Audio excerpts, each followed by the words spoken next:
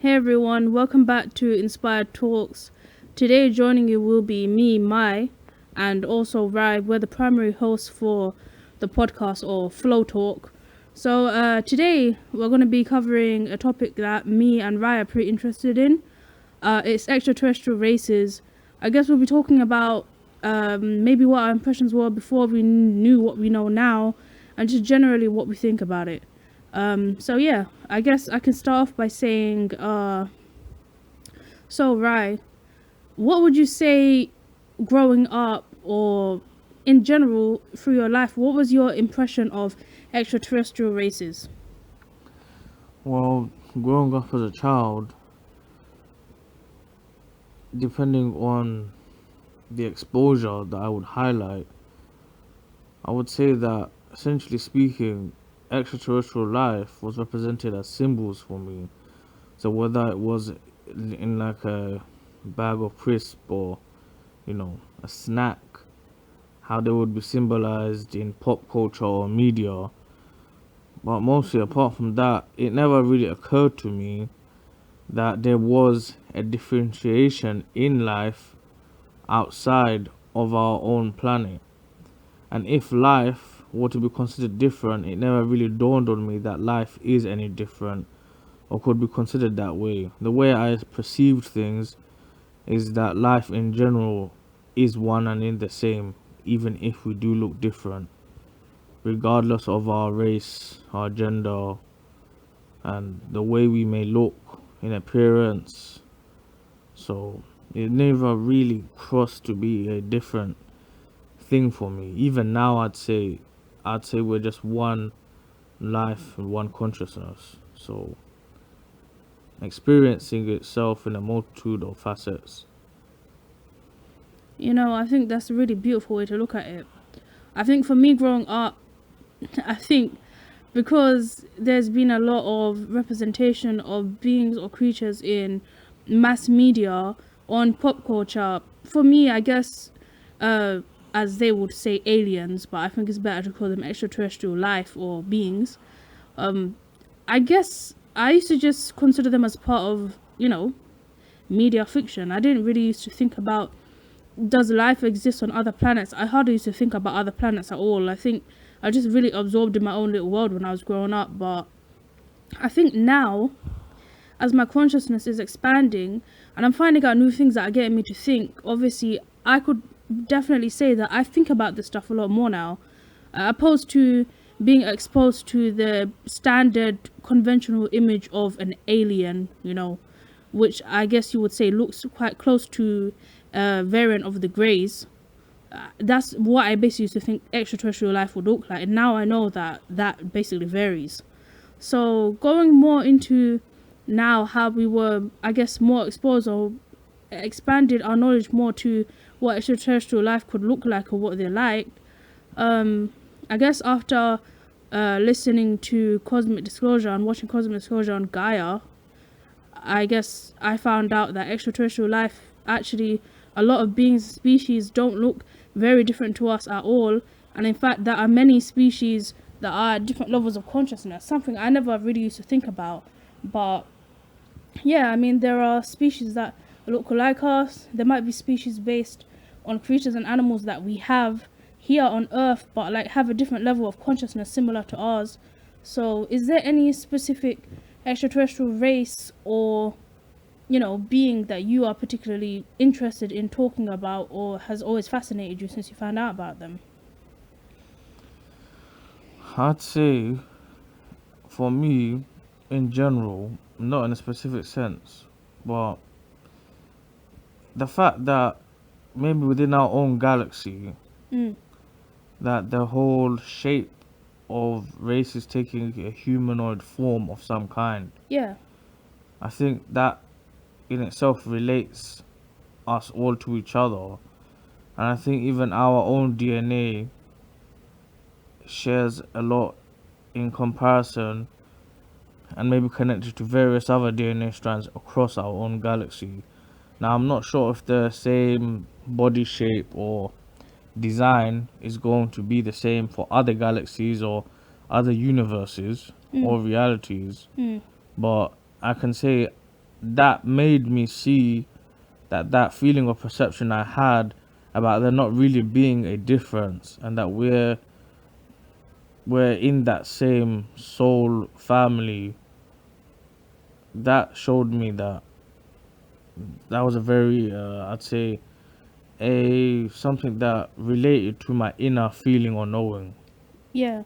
For me personally, I guess as I found out more about different races, the different levels of consciousness, what they might look like, obviously at first it was fascinating, but then what became more apparent to me, what dawned on me, is that I'm actually really interested to maybe communicate one day with these races, see what their ideas and ideologies are like, how we're connected, and I guess finding out more in depth what wishes they have for us, because at the end of the day, although we might be different, like you said, we're like a soul family. We're connected to each other, and we're all pretty much growing and expanding at the same time, and all going back to that sense of source where we all came from. And I don't know, I guess it went from fascination to kind of like a realization and an acceptance that, yeah, there is other life and other beings out there. And I guess once we broaden our perspective to that idea, the possibility of ever meeting them or connecting with them becomes more real or substantial. um so what would you say, I guess, what do you have to say about how, you know, extraterrestrial races may influence what we experience here, or maybe what, I don't know, maybe what they would want for us, or how maybe they might have influenced our technology, or things that they might want to give us that we don't have yet. What do you have to say about that? I feel that eventually, when it comes to other races, they eventually would want us to open our consciousness, Mm, not only within ourselves, as to realize that we are all one, not just as a species, but in soul, and even across the cosmos. This all applies. So I think they just want us to realize that within ourselves and be welcomed in to what you could say the cosmic family mm, network, in a way where we have risen in that awareness and consciousness, where we have truly felt that truth within ourselves. I think that's a truly wonderful thing, and something we should aim for within ourselves, to see that, to perceive that within ourselves. well, I guess my stance on it would be that I think something that I'm really looking forward to is essentially integrating with different races and kind of, I guess, getting the technology that's probably been waiting to be passed down to us. I'm also interested in exploring how maybe extraterrestrial races, how their societies work, like obviously their ideologies, how they run things, what are their systems like, what are their power systems like, or power grids like? Do they have those type of systems like how we have governments and stuff, or is power and responsibility shared out equally?